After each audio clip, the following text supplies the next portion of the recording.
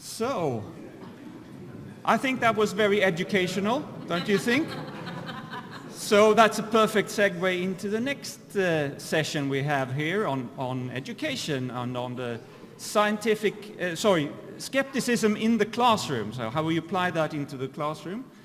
And our first speaker is Franck Ramus, and he will talk very sensibly about the definitions. So what is evidence-based education?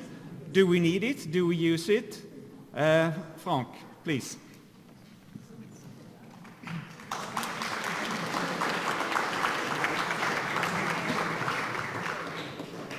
Thank you, Pontus. Hi, everybody. So I thought I would start here by talking about evidence-based education because I think it's not very well known, even by scientists and by supporters of science, and it should be.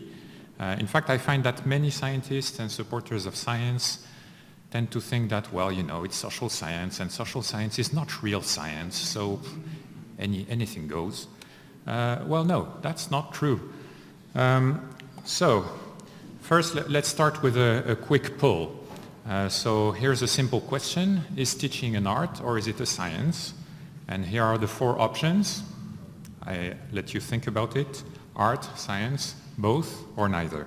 Okay, you made your mind. So now let's have a show of hands. Who thinks that this is an art? Please raise your hand. Nobody, okay. Who thinks it is a science? Raise your hand. Okay, 5 people. Who thinks it's both? Many people. Who thinks it's neither? Okay, 5 people. Okay, my answer is that it's neither. Because teaching is a practice, okay? It's something like medicine or clinical psychology. It's something that you do with other people, okay? And since you do it with other people, of course you care that you're doing something right. Therefore, this is a practice that should be based on good scientific knowledge on its subject matter, which is learning, and also an evaluation of its practices. Just like in medicine and psychology, you want the practice to be based on sound knowledge in biology, in psychology, and so on, but then you invent practices, and it's not enough that those practices are based on sound knowledge. You also want to check that they actually work, and that's a very important part of medicine and psychology and education. Okay, that's what evidence-based education is about. So when we say that it must rest on science, okay, but what can science say and what it cannot say? Science cannot say what is good or what is desirable. We heard it yesterday already. So science is not going to tell you what is a good education. It's not going to tell you what one should teach, or it's not going to tell you what methods are acceptable on children or not. But if you have answered those questions with your own values, your own goals, then science can help you reach those goals by determining exactly under what conditions students learn better or worse, and what teaching practices lead to better or worse learning. Okay, so if you think in the place of teachers, what exactly do they need? Well, first they need to know the contents to be taught. Well, that's obvious. And that's usually the least problematic part of being a teacher. Usually teachers know their subject. If they don't know, they shouldn't be in the profession, but usually they do know it. But then they should also have knowledge about the way learners function, okay? Because they need to transfer something, to do something with learners. So, but how do children learn? Under what conditions do they learn best? What are the factors that may hinder learning? What are the factors that motivate learners? And what are the factors that influence their behavior? Because behavior is also important in the classroom. And so here, I think already you notice that, okay, yes, maybe not all teachers have sufficient knowledge on these points. Maybe this is a slightly overlooked part in the curriculum of teachers. And then they also need to know how to teach efficiently, okay? Not just fundamental knowledge on learning, but also practical knowledge on what works and what doesn't work. What kind of teaching enables all children to learn, what kinds of teaching allows to motivate them and allows them to behave well. Okay, so here again, there's a lot to be said. Okay, and so now that we know what they need to know, okay, where are they going? What are the sources to acquire this knowledge? Unfortunately, many teachers rely most and foremost on the opinions of their colleagues. That's their most trusted source of information, but as you know, it's not a very reliable one. Should they turn to philosophy? There are a number of philosophies of education.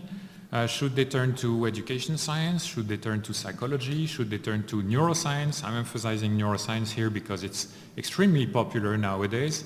Everybody wants to base their teaching practices on neuroscience, on brain science, and so on. And there's a lot of neuro bullshit these days where all sorts of quackery in education pretend to be based on brain science. And in fact, I'm a neuroscientist too, but I don't believe that neuroscience has anything to tell to teachers. If you really look what neuroscience is about, like research on neurons, research on activities of brain regions, while people do cognitive tasks, it is fantastic research, but it doesn't tell teachers what to do in the classroom. Okay, it's just the wrong kind of evidence. Okay, so where does the real knowledge come from? Well, if they want to know how students learn, well, psychology is the science that they need. If they want to know how to teach efficiently, well, education science is the right discipline. Now, having said this, of course, these are extremely heterogeneous disciplines. Within psychology, within education science, you can have the best or you can have the worst. You can have extremely strong, solid, scientifically grounded evidence, as well as just random opinions. So a very important challenge if you're a teacher and you want to learn something about evidence-based education is to know how to sort your way through these heterogeneous disciplines, how to find the evidence where it is rather than just get any random opinion. Okay, so let's talk a little about methods. What are the methods that could allow you to determine whether a particular teaching practice is efficient? I think it's useful to go back to the history of medicine. So remember bloodletting. So you know the practice that consists in opening a vein and letting the patient's blood flow. Okay? It's been popular for more than 2,000 years.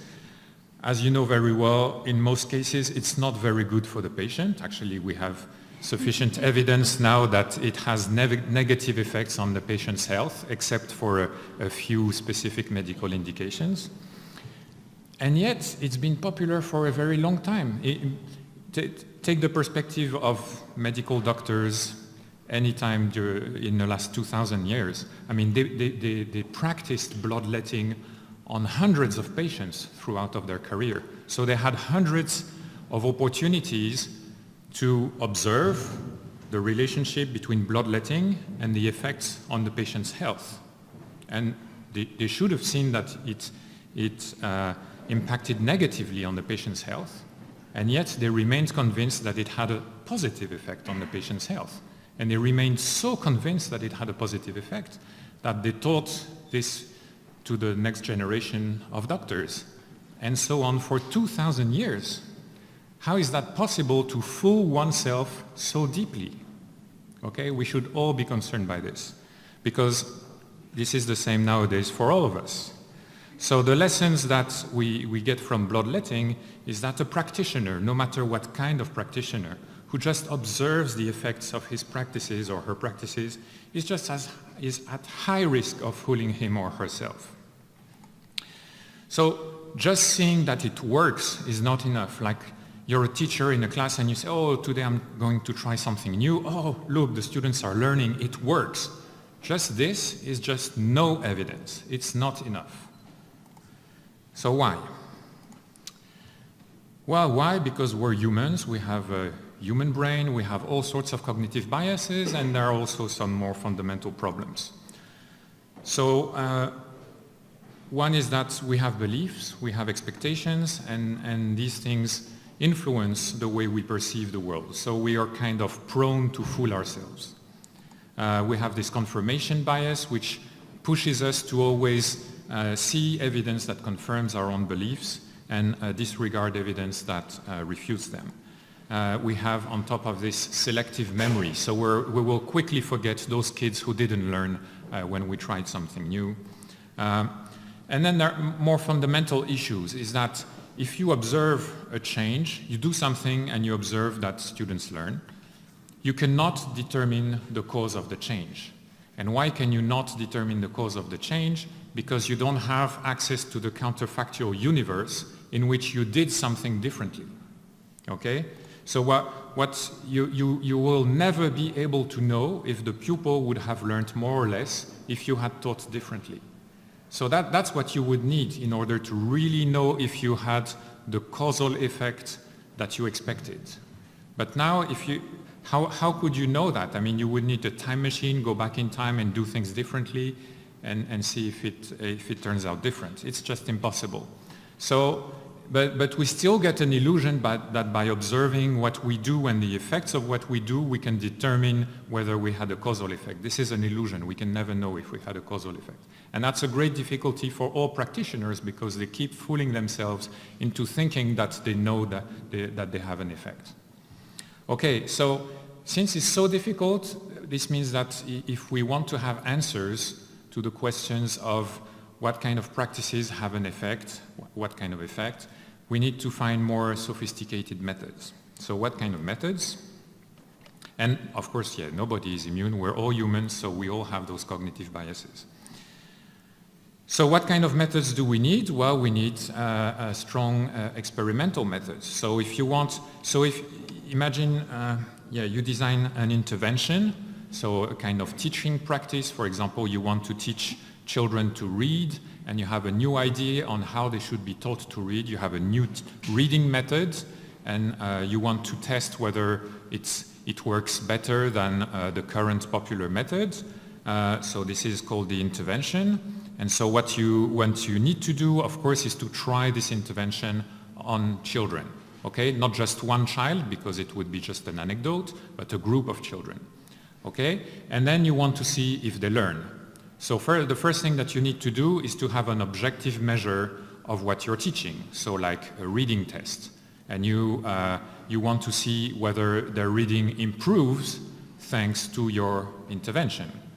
And this means that you must objectively measure how well they read before your intervention and how well they read after your intervention. So you need to have a reliable reading test that you give before and after your intervention, say 3 months of teaching using your new method. Okay?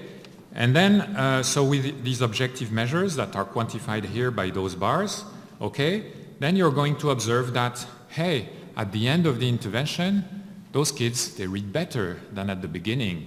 Hooray! So what does it prove? Well, you don't know. It doesn't prove anything because they read better, but compared to what? Okay? You're facing the problem that you taught, they improved, but is it your teaching that improved their reading? You don't know. You don't know because many other factors intervened. Maybe, I'm sure they learned other things than what you thought. They learned other things outside the classroom. Maybe their parents taught them. Maybe some other teacher taught them. Maybe the progress that you observe is just due to the passage of time. 3 months elapsed. In 3 months, kids grow. Their brains mature. They get better at everything. So it's no real surprise that they read a little better 3 months later than at the pretest. So the fact that you observe an improvement is just no proof of anything. Okay? This is a very important thing to remember. So just showing that the blue bar increases shows nothing. Okay? So this means that you need a comparison group, a control group. This is what gives you access to the counterfactual situation. You cannot play the alternative universe where you do something else, but you can do something else on another group of children, the control group. Okay? And then, so this control group here has a reading score that is shown in red. before the intervention, after the intervention. Of course, the choice of the intervention that they receive is very important for the interpretation of the comparison. So if you do nothing with the control group and you do something with the intervention group, of course you're going to observe a difference, but it's the difference between something and nothing. So usually you want a bit more information than this. So you want to have a control group that also learns to read, but using an alternative method. And then you'll be able to say whether the two methods differ in their efficacy. Okay? So you want to be able to look at the difference between pre-test in the intervention group and post-test in the intervention group and see, you're interested in this blue arrow, the difference between post-test and pre-test, and you want to compare this with the control group, again, the difference between post-test and pre-test. So in the end, the question you want to ask is, did the intervention group progress significantly more than the control group? And of course you have to do it using statistics. And if the answer is yes, then you have some evidence that your intervention worked better than the control intervention. Okay?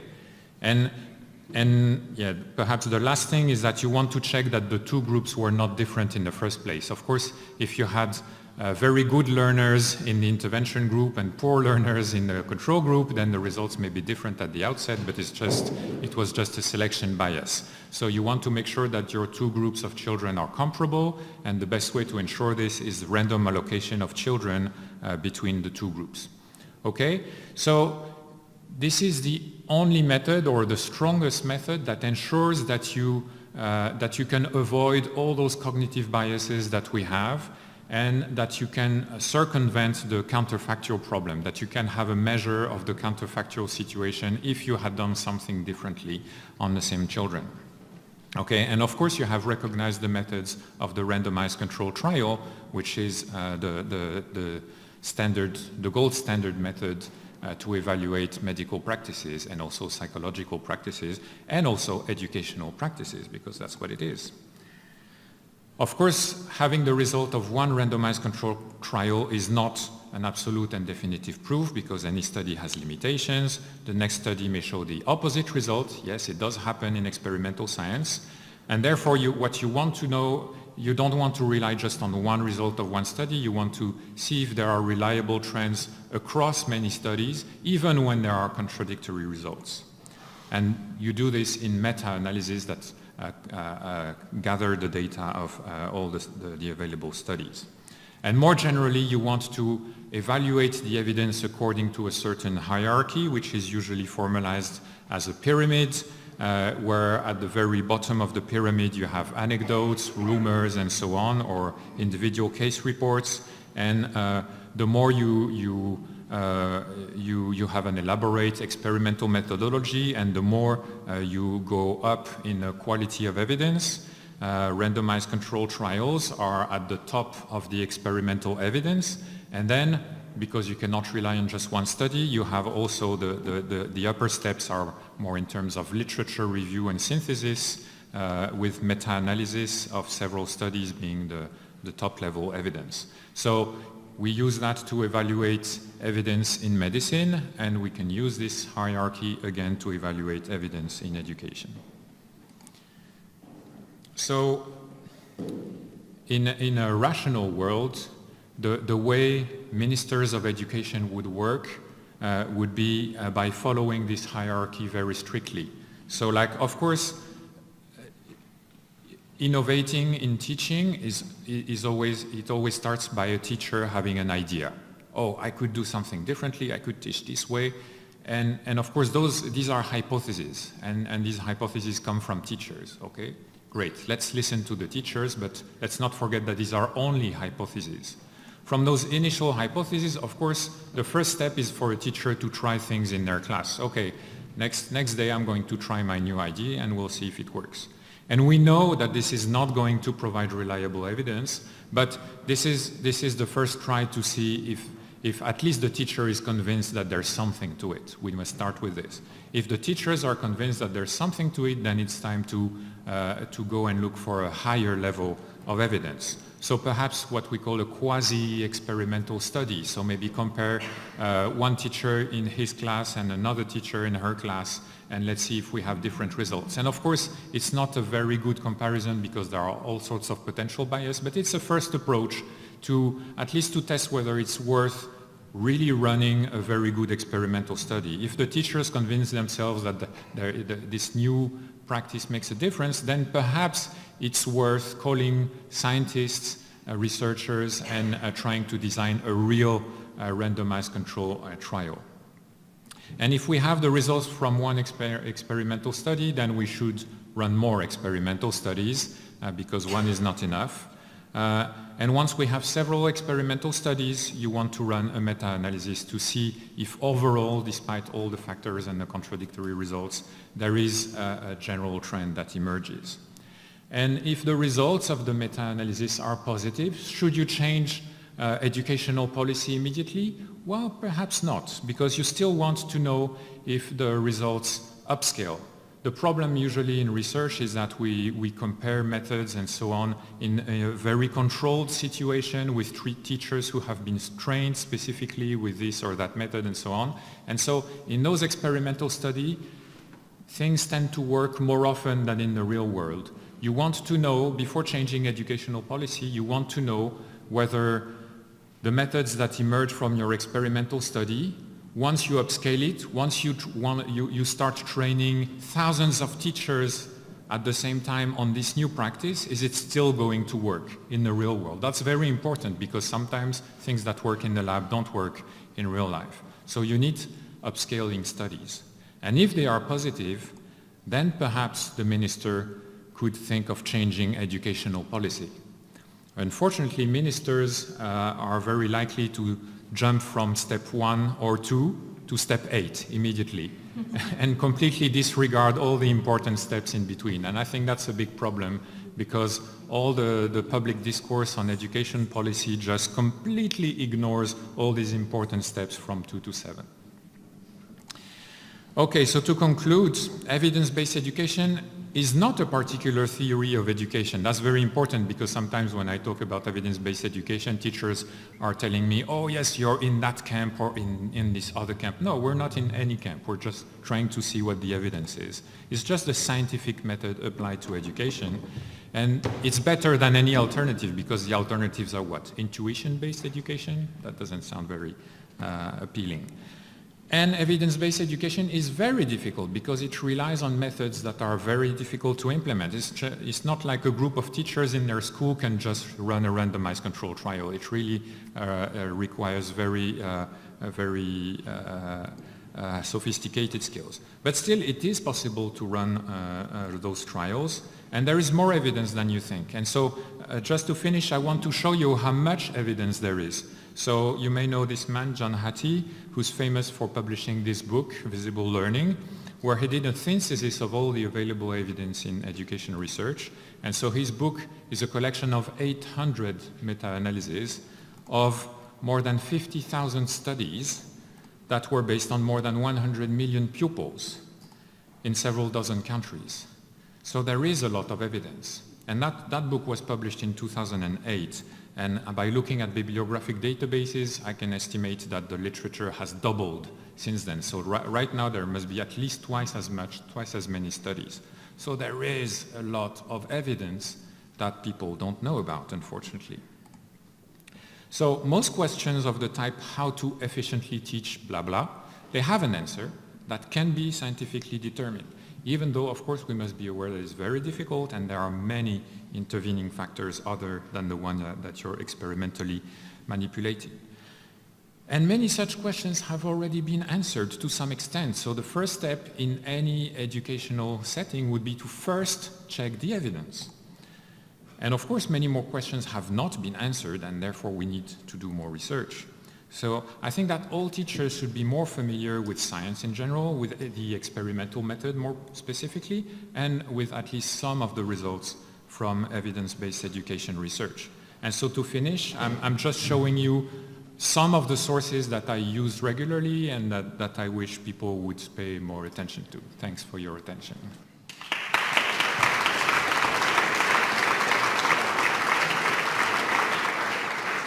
So there will be a question and answer session afterwards, but I think we'll take 2 questions now. We can do that. So I think you were first. Yeah. Oui, vous avez parlé des groupes contrôle et des méta-analyses. Est-ce que je peux poser une question de sceptique? C'est-à-dire que si vous... I will translate he will translate it. Est-ce que l'augmentation du nombre des échantillons dans chaque groupe, une augmentation sensible, ne changera pas la forme de la courbe de l'efficacité? Est-ce que la méta-analyse compense ce nombre dans chaque étude? Je ne suis pas sûr de comprendre pourquoi vous pensez que ça changerait. Je ne pense pas, c'est à observer. Okay, now it's getting hard to follow the discussion. No. So the question was, is the increase of the sample size in those experiments going to change the nature of the results in meta-analysis? So, okay, outside meta-analysis, I'm not sure I really follow the question, in fact. I think sample size is very important. Sample size is very important, and we need to have large sample sizes to have good estimates of the effects that we are measuring. Very often studies have too small sample sizes, and when you enlarge the sample sizes, you find that the effects are lower than what you found in the initial studies. That's a general phenomenon. Yeah. I think maybe we can elaborate on that on the main question, if Sure. that was not the satisfactory answer. There was one gentleman over there who can take that question too. There's a lady here too. Yeah, she can wait. This is probably a question that you can elaborate more later, but as a teacher at the university level, I have a hard time convincing my colleagues to follow evidence-based standards. Do you have suggestions on how to do that? Yeah, it's really difficult. How do you translate research into practice? In fact, in medicine, they are much more advanced than we are in education. So they have also noticed that medical doctors, they do not tend to read medical journals, and they tend to rely more on what their colleagues are saying. And so the challenge is to design ways to diffuse scientific information, but in settings such as like communities of colleagues who talk about it and who eventually will move toward more evidence-based practices. But it's definitely a challenge, even in medicine, so I'm not surprised that you're having difficulty. All right, I know there were more questions, but I think we'll save them for the main question and answer session. So the next one up is Stephen Law, and he is going to talk about morality. And of course, people are going to wonder, well, what does that have to do with science? So I'm sure Stephen will enlighten us all, and especially on the importance of raising independent critical thinkers. Thank you. Just put my watch down here, okay. So I agreed to talk about raising good citizens, and I guess the reason I was invited is I published a book a few years ago called The War for Children's Minds, and this book was written because I became increasingly infuriated really with the views and the arguments that I was hearing put forward in the media, on listening to them on the radio, reading them in newspapers and so on. And so I wrote the book to really dispel some myths about moral and religious education. And what I'll be doing here is I'll be exploring one of those myths, and I'll be explaining where many opponents to critical thinking in the classroom are coming from. It turns out that very many of them, you may be aware of this already, very many of them are concerned about something called relativism. So we'll take a look at relativism and try and clarify exactly what it is and whether or not we ought to be committed to it. So I'm going to be defending critical thinking in the classroom. I call that a liberal approach. So here we go. To begin with, I want to set the scene.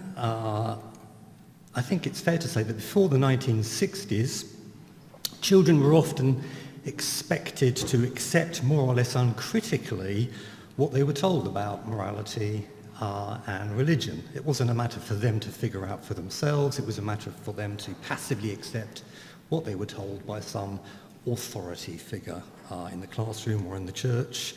Many religious educators showed real enthusiasm, not just for policing behaviour, running in the corridors, school uniforms and so on, but thought too. So, for example, a colleague of mine who is no longer Catholic tells me that even today, 35 years later, she still feels guilty if she dares to question Catholic belief. They managed to climb in her head when she was a child and instill roadblocks in there to prevent certain lines of inquiry, and they're still there 35 years later, despite the fact that she's not even a Catholic anymore. So the policing of thought was very much a part of what was going on. Then, during the 60s and 70s, Western societies became much more liberal. Individuals were encouraged to throw off the old traditions and authorities and start making their own judgments, applying their own powers of reason and so on. There was a shift in emphasis from deference to some external authority that would provide the answers for you to moral autonomy and reliance more on individual reason. And I'm sure you think that's a good thing, right? However, many people now argue that we went too far. The collapse of religious authority, in particular, is supposed to have resulted in a kind of moral malaise. There's more crime, we're told, there's more immorality, there's more teenage pregnancy, and so on. The very fabric of Western civilization is now under threat because we've lost the old certainties, we've lost the old moral framework, the moral compass that used to provide us with guidance. We're all adrift in a sea of chaos, morally speaking, and it's a bad thing, they think. And so what do we need to do? They think we need to bring authority back into the classroom, at least to some extent. There's too much freedom of thought and expression nowadays in the classroom. And in fact, this is one reason why many governments are very keen on faith schools, promoting faith schools, because they think faith schools provide this kind of authoritative framework which otherwise we will have lost. So that's the kind of debate that I'm looking at. What I want to do now is just clarify what I mean by liberal. So I've introduced this word liberal with a capital L and authoritarian with a capital A, and I'm going to use them in a very specific way. So an authoritarian, on my terminology, believes individuals should be raised to embrace more or less uncritically the judgments of some external moral authority. So, it might be your local priest, or vicar, or imam, or possibly your local Communist Party official. Okay, need not be a religious authority. The liberal, by contrast, believes that individuals should be raised to think for themselves and make their own moral judgments. And I take it most of you, like me, are going to be pretty liberal. Okay, you think that freedom of thought and expression is very important, even when it comes to children. Okay. Yeah, we can control their behaviour, and it's reasonable to stop them running in the corridors and hitting each other and so on. It's important to have some kind of, a system of rules in place. They need that framework. But that's not to say that we need to shut down their minds and start policing their thoughts. No, that's the one thing we shouldn't be doing. We should be encouraging them to think and question, perhaps even question the rules that we impose on them. Let's allow them to do that. That's something that we can do. So, just take a moment to think about how liberal or authoritarian you are on the scale. I would want to make a case for being very liberal indeed in our approach to moral and religious education, but plenty of people think we've gone too far in the liberal direction. Here's one myth that I want to bust just to begin with. Liberals are against religion. No, that's not true. Not necessarily, some inevitably will be, but you can be a religious person and still be very much in favour of encouraging children to think and question and make their own minds up about religious matters. You could run a Christian school, but as long as you are encouraging your children to make their own minds up about whether Christianity is true, your school is liberal. You can inform them about Christianity, You can explain why you are a Christian. You can make a case for Christianity if you like, but so long as you are exposing them to alternative points of view and encouraging them to think and question, then your school is liberal. So a liberal approach to moral and religious education is compatible with some forms of religious schooling. Atheists can be authoritarian with a capital A. Easy to forget that it's not just the religious who can be authoritarian, that can be obsessed with policing what's going on in people's heads and what they say. In Stalinist Russia, the feared knock on the door in the middle of the night would come not from the Holy Inquisition hunting down religious heretics, but from the secret police hunting down political heretics. So atheists can be just as bad in this respect. So here's a little diagram for you. I've got the left-right liberal authoritarian axis there. I'm encouraging you to be well over to the left. And then I've got a top to bottom religious versus atheist axis with the religious at the top and the atheists at the bottom. I'm going to put, so you will all know who Richard Dawkins is. Clearly not a religious person, very much an atheist. He's also a liberal. He's often accused of being Stalinist, but he really isn't. He's very much encouraging people to think for themselves and apply their own intelligence. He doesn't want to strap on the electrodes and start imposing thoughts on people. He wants people to imply their own intelligence and figure things out for themselves. So he's very liberal. My friend Keith Ward, who's Professor Emeritus of Divinity at the University of Oxford, I asked him where he is on this chart, and he put himself in the top left-hand corner, religious but very liberal, very much wants to encourage young people to think and question.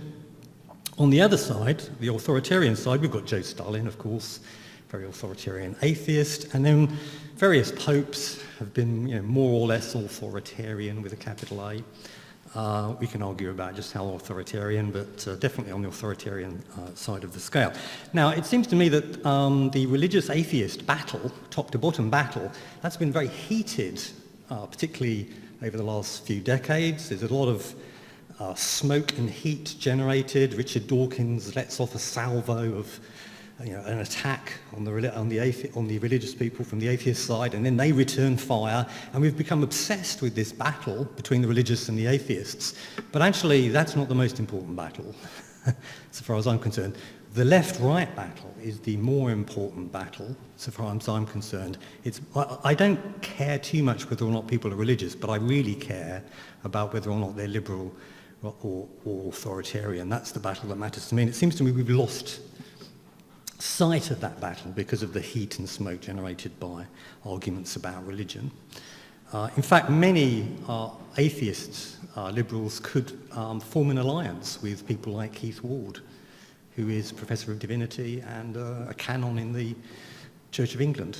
But he's very much on the same team liberal, despite being religious. So I'm sure many of you are aware that the kind of liberal approach has its roots in the Enlightenment in particular. So Diderot and D'Alembert, famous enlightened thinkers, say that the enlightened thinker is someone who tramples on prejudice, tradition, universal consent, in a word, all that enslaves most minds, and dares to think for him or herself. That's what you should be doing if you're an enlightened individual. That is the bottom line as far as enlightenment is concerned. Think for yourself, don't just passively accept what tradition and authority say.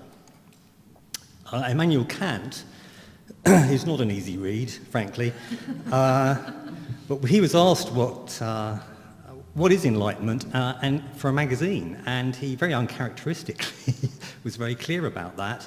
He gave a very crisp explanation of what enlightenment is. And famously, he says, sapere aude, dare to think, dare to question, don't just accept traditional authority, apply your own intellect and make your own judgment. That is what enlightenment is, that kind of approach. And in fact, there's a children's philosophy for children's organisation that encourages critical thinking in the classroom around the world called Sapere. Okay, they're great. You should check them out. Okay, there was another one called Aude, funnily enough, a bit later on, but I think that may have disappeared now. Dare to think, dare to question, don't just passively accept traditional authority, make your own judgment. Sounds very much like the kind of skepticism that we're all signed up to. But of course the Enlightenment did undermine traditional religious authority. We're not just mindlessly and passively accepting what we're told about morality and religion anymore. This is a philosophical approach, broadly speaking, and it can be done in faith schools. Many people think it's an unalloyed good thing. So Steven Pinker, Enlightenment now, that's what we need, more enlightenment. I'm on Team Pinker here, I support that view, but not everyone does. There are plenty of people who will not welcome critical thinking about morality, religion and philosophy into schools, and it is worth understanding where those people are coming from. Typically they are obsessed with something called relativism, a view that goes all the way back to ancient Greece. Socrates was battling with the relativists even in ancient Athens. What is relativism? Well, I'll explain in a minute, but this is somebody that really irritates, well, he's dead now, but he died recently. Jonathan Sacks used to get a slot regularly on BBC Radio 4, Thought for the Day. We have this inflicted on us in Britain. Some religious person is given the microphone for a few minutes to lecture us on national radio about morality and religion or some enlightening thought. And Jonathan Sacks used to do this regularly. A very avuncular, authoritative person, sounds very reasonable, actually really quite a conservative figure. This is what he says about Kant and the Enlightenment. To do something because of habit or custom or divine command is to accept an external authority over the one sovereign territory that is truly our own choices. The moral being for Kant is by definition an autonomous being, a person who accepts no other authority than the self. By the 1960s, this was beginning to gain hold as an educational orthodoxy, blaming the 60s. And that, he claims, has led to moral relativism in the classroom and moral chaos. You can find him arguing that in his book, The Politics of Hope. Melanie Phillips, friend of Sacks, very well-known person in the UK, says this about the Enlightenment: it gave us freedom and liberal values, but it also gave us the Holocaust. Many people really believe this. Worth appreciating just how much they detest the Enlightenment and Enlightenment values. So now let's have a look at a popular argument against Enlightenment and liberalism. The argument is that it somehow promotes relativism. So what is relativism? Well, I'm focused here on relativism about morality, but you can go global with your relativism if you like, be relativist about all truths, but I'm just going to focus on moral truths. So relativism is the view that all moral points of view are equally true. Morality boils down to a matter of subjective taste or preference. So that's a witchetty grub. Okay, now in the UK we have this program called I'm a Celebrity, Get Me Out of Here. I don't know if you're familiar with I'm a Celebrity, Get Me Out of Here. So various celebrities are put in the jungle in Australia and are given various challenges, very unpleasant. One of the challenges is the Bush Tucker trial that involves eating, among other things, witchetty grubs while they're still alive. Jordan, now Katie Price, glamour model, said that eating a witchetty grub was worse than childbirth. It was that awful, having to eat one of these things. But of course other people, perhaps people who were native to Australia before white people showed up, they find them quite tasty. So what's the truth about witchetty grubs? Are they delicious or not? Are they disgusting or not? And the truth is, there is no truth. with a capital T. It's just a matter of subjective taste or preference. For those that find them disgusting, they're disgusting. For those that find them delicious, they're delicious. It's a matter of taste or preference.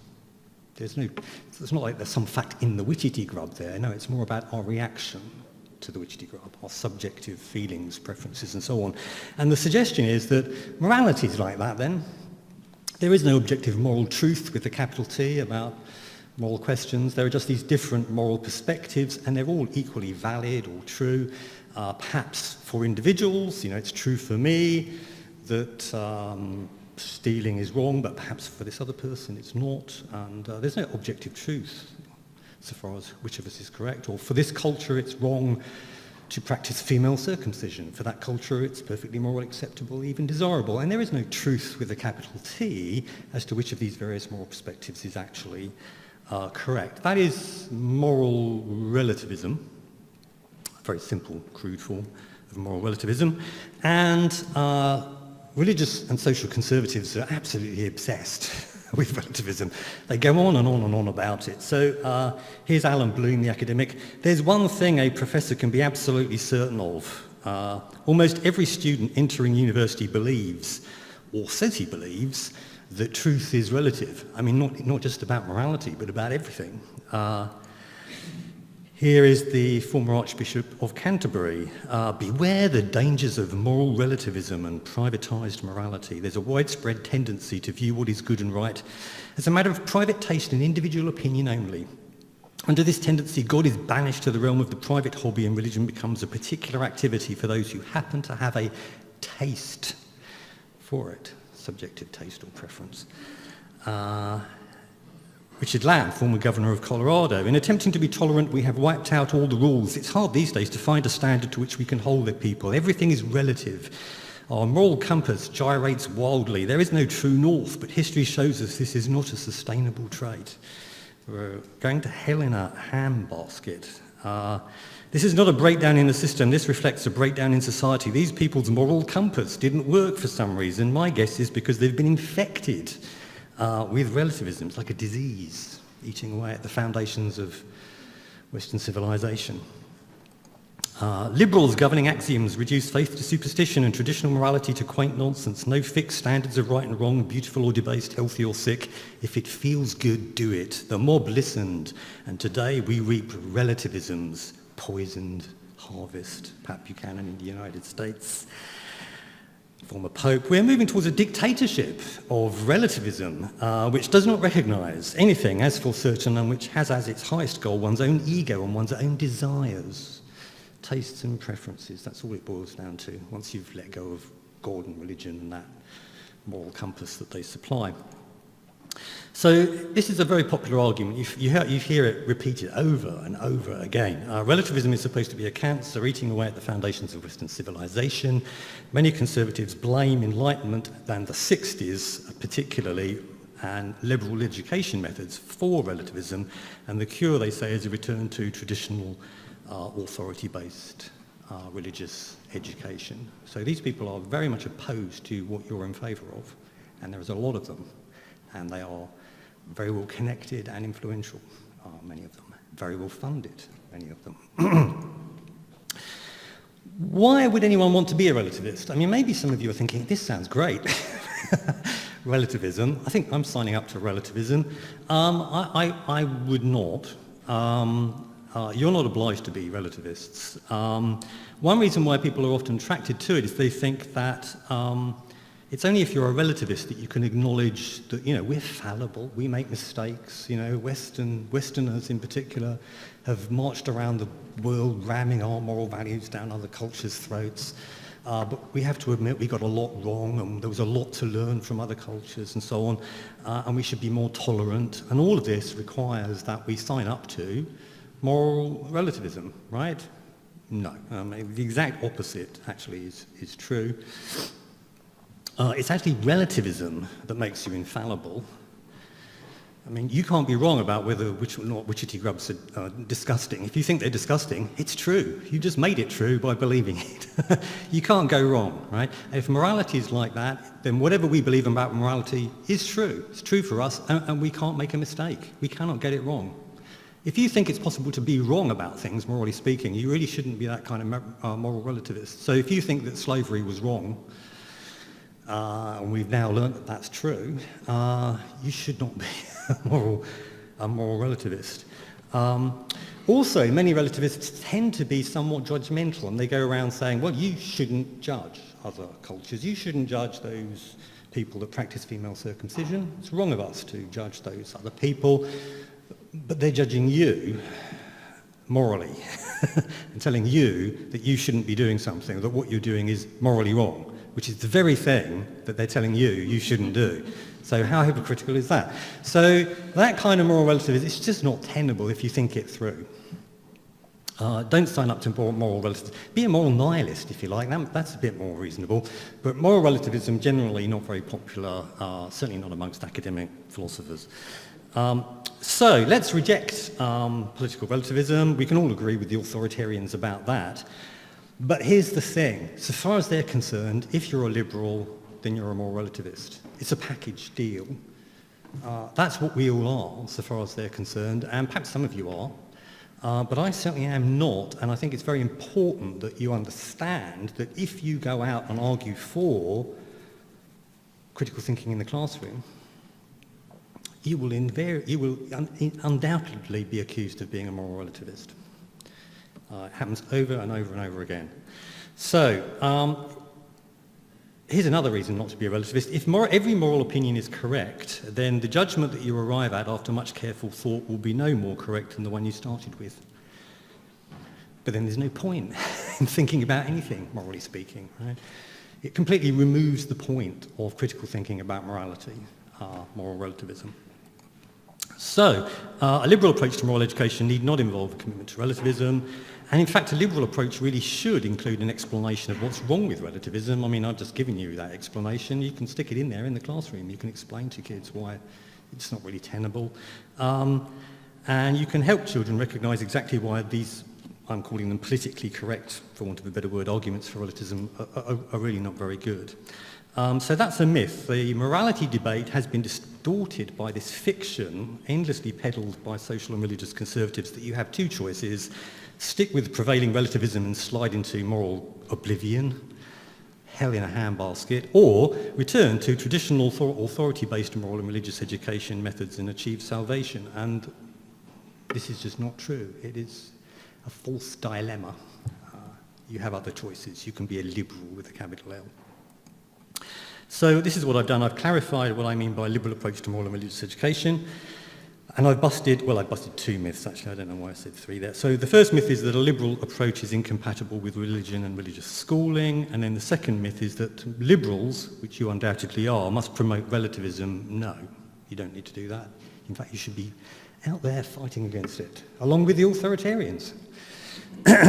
But of course, what I haven't done is give you any reason at all to be a liberal. I've not made any kind of case whatsoever.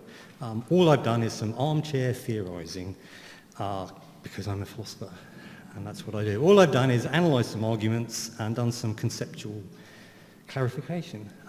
But so those who say only science is science is the only worthwhile activity, philosophy, it's a waste of time. No, it's not. It's really useful. This is one of the things you can do as a philosopher. You can spot bad arguments, you can unpack concepts, and you can make a lot of progress, actually, in getting closer to the truth by engaging in this kind of armchair reflection. It's not all about empirical studies, okay? Although we certainly will need some of those when it comes to making the case for a liberal approach to moral and religious education. So I'll stop there and hand over. Thank you very much.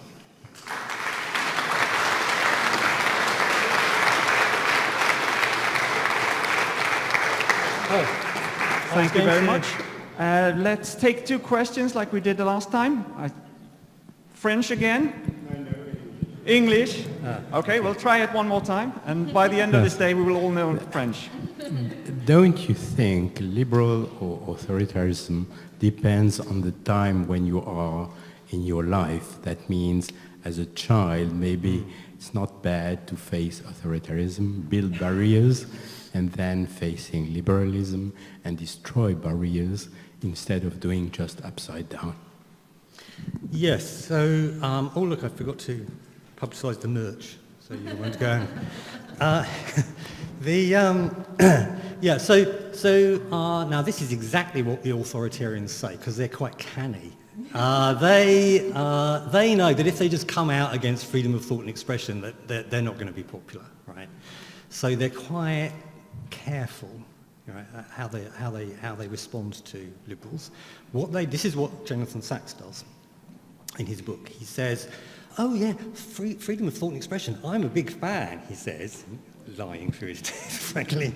But, and then there's the but, and the but is, but of course you can't have young children just thinking for themselves, and you need to give them a framework first, and only then, later on, when they're fully immersed themselves in this framework, can you then allow them to start thinking independently. And they'll even start citing academic philosophers like Alistair MacIntyre, for example. Or Wittgenstein comes up sometimes. I think Jonathan Sachs uses Wittgenstein. They'll say, look, you can't really think until you have a framework within which you can think. So we have to impose the framework, you see, first. So to give them the freedom to think and question, and later on they can do some thinking on their own. But when you look, Sachs, it's clear that Sachs is wanting to impose this framework, namely his own religion, for a very long period of time. Basically, he wants to get kids thoroughly indoctrinated, and then at the last minute, just as he's shoving them out the door, oh, you can have a little think now and make your own mind up. But all of the indoctrination is done. The truth is that you can expose children to thinking and questioning environments, philosophical environments, from a very young age. There are lots of studies now, lots of evidence that children are more than capable of asking really probing questions about morality. I've written some books for children that encourage them to do that from a fairly young age, and there's plenty of evidence, growing body of evidence, it's really good for them educationally. But that's not I'm an armchair theorizer, not an empirical scientist. So that's a great question, but we can do this early on, and we should be doing it early on. Yeah. Sorry, that was a very long answer. Sorry, one more question.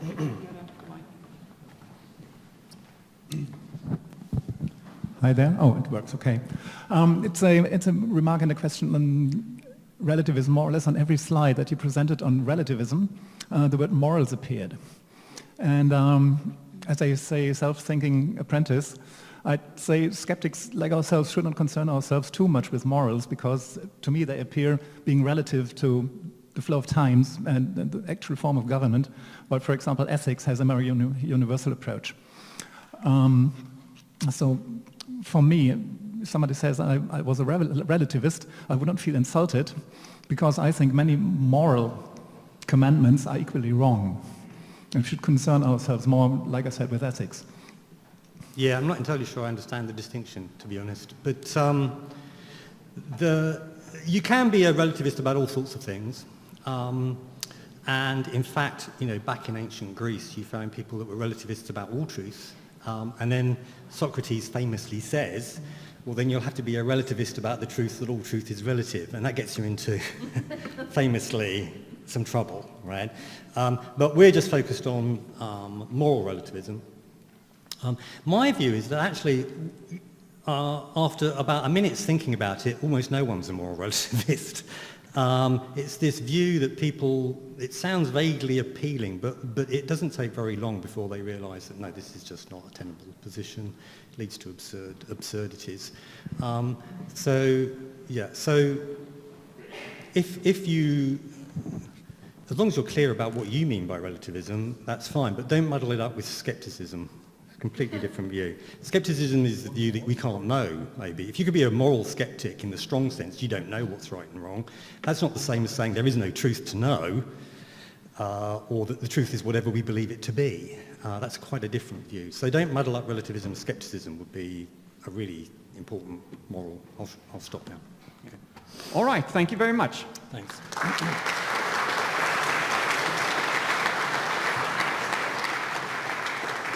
So, I hope you bear with us. I know it's been a long session here, but we have more to come. I hope you can stand it. So, from armchair theory, Stephen, we are going to more practical stuff and about teachers. We have a real teacher here, right? Philippe Longchamp, he is going to talk about teacher competence and the combat against misinformation. Just going to start my timer. Good morning, class. First, I'm going to take attendance. Wait a second. And please put all your phones away, because I'm going to confiscate them and I'm going to ask mom and dad to pick them up at the end of the day. That's how authoritarian I am right now. Seriously, my name is Philip. I'm from Canada originally. I moved to Sweden 20 years ago, and I'm doing the best job in the world. I'm teaching teenagers, aged 12 to 16. And, you know, the recent pandemic is giving us a great opportunity to use this as a launch pad for real renewal in education. And for this, we need to rethink a few things that we've been doing in the past, but keep what we've been doing right as well. And to start with, I'm going to talk about critical thinking in schools, because it's part of the Swedish curriculum now. We have like a knowledge requirement in many subjects in Sweden to make sure that the students have like the required level of skepticism in their education. And I think it's great. But one big issue we have is that we're told to do that, but very few teachers know how to do it. And we need to go back to teacher training and really ask the right questions and find a way to help these teachers, like myself, to become better at their job. Because it's the best investment we can do if we prepare the youth with the right critical thinking skills. Then we're solving a lot of problems. We make real problem solvers, and at the same time, we increase creativity. Because we're not wasting time trying to solve non-issues or problems that, like 5G, for example. We can talk more about that. But first of all, I start with a question, because I love questions. Why should anyone listen to someone brought up in a strict Catholic school in Canada in the 80s speak about the importance of critical thinking in education? And I know now I see you, you probably think, yes, it happened in my school. Some of my classmates were sexually abused, and the school is closed now, so when you hear boarding school nowadays, I see that in this room a lot of people make assumptions, but yes, it is the case. I was among the lucky ones, but some of my classmates suffered that. And at the same time, I don't regret going there. I'm proud of my background. But just like Dr. Stephen Law said before, there were many, many roadblocks. I'm still fighting to overcome this. And I was never immunized against gullibility at school, and it took me decades of painstakingly escape the mental cages preventing me from becoming a free thinker. And I'm still working on this. I'm here to learn from you, and I've learned a lot yesterday and this morning from you, and I'm sure tomorrow as well is going to be amazing. So it requires a collective effort. But first of all, what needs to be done? Well, if teachers need to be better trained at their job, there's a need to develop improved evidence-based teacher training programs, providing the right pedagogical tools to better nurture students' higher order thinking skills. So the memorization of facts, it has lost a bit of its relevance today because, yes, it's very important to memorize and train. I mean, as a musician, you need to practice your instrument, for example, and again. Same thing with education. But memorizing facts nowadays that we can Google information so easily, it requires more like a mindset on how to evaluate the quality of the information that we are getting. So if we need to teach the kids how to really evaluate the quality.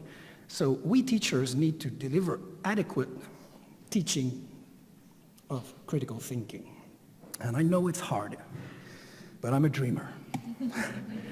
So like teaching critical thinking in order to vaccinate students against misinformation, disinformation, myths, and conspiracy theory, or at least try to give them the first dose of skepticism while at school. And again, what needs to be done? Train educators on the importance of differentiating facts from opinions when teaching. And by this, again, we need to go back and provide a lot of positive examples of that. One of the first steps, I like going step by step because it's a progression line. And like everything, we need to build, we cannot be like experts from the beginning. So since I think it's quite new, even in Sweden, even though it was in the curriculum for at least 11 years, now we have a brand new curriculum that pushes that a bit further and encourages us to teach more holistically, which I think is a great thing when we are trying to teach critical thinking. We need to think holistically. But I personally, in my class, avoid using the term fake news. For obvious reasons in my case, because I think that term has been hijacked by disingenuous people that I don't dare to name on this stage, but you know exactly who I'm talking about. So I try to be more precise because I ask the students to look up everything I say, to double check, to fact check what I say. And actually, I love to be proven wrong. I want to create a safe environment in my classroom where the students are able to fact check me in real time, and if they prove me wrong, I don't want to have the authoritative approach of saying, like, oh, don't be a show-off. Actually, I'm going to reward these students and congratulate them for checking the facts. Of course, as a historian, sometimes I get a date wrong, and I really love when someone corrects me. And I think it's empowering for the students, and they know that they can challenge their teachers. I think we need to change this mindset of the all-knowing, omnipotent teacher who knows everything. No, we are fallible, and that's one of the early steps.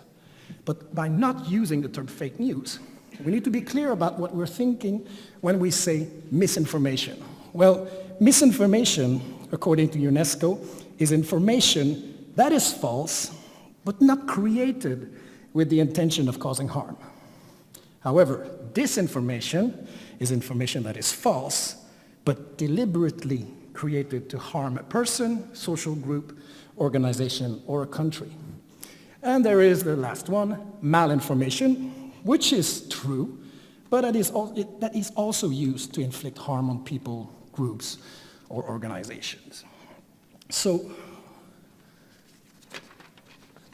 if we train educators to become aware of their own assumptions, logical fallacies, and cognitive biases, it's already a good start. But these logical fallacies, or flaws in reasoning, or illusion of thoughts, we need to already, in teacher training programs, or like in-service programs, inform the teachers, and there's a lot of different logical fallacies that we could cover, but I picked some of my personal favorite because they apply well to a school environment. First of all, ad hominem, when you attack the looks or the character of a person instead of the argument. This is great in a school environment. Automatically, by teaching this to the kids, if the teachers are able to do it, you automatically reduce the level of bullying. Because these attacks, people know it's a logical fallacy, and they will spot and they will tell their friends, hey, you're committing an ad hominem. Empowering. So we make the classroom into a much safer environment where the kids are free to express their minds, where you create an environment that says it's okay to make mistakes. You can learn from your mistakes, and you know that your classmate is not going to comment on these mistakes because it's part of the learning process. And some of the greatest ideas come from mistakes. Ask Thomas Edison. Then the straw man, when someone hears something and misrepresents it and rebrand it. The anecdotal. I love this example. My grandfather died at the age of 97, but he smoked for 65 years. So smoking doesn't kill. So yesterday we had good examples of statistical anomaly. There will always be. But make people aware of that, because we've seen this so much in this phase of infodemic. During the pandemic, some people put so much importance on anecdotal statistics. But make teachers aware of that so they can teach the kids that this is often the case. Ask them to think. And of course, the slippery slope. Now, I'm not going to go there because it happens too often, and I know some of your parents, and you do it with your own kids on purpose. Then, cognitive biases, these shortcut in thinking or these irrational judgments. You are all familiar with the Dunning-Kruger effect.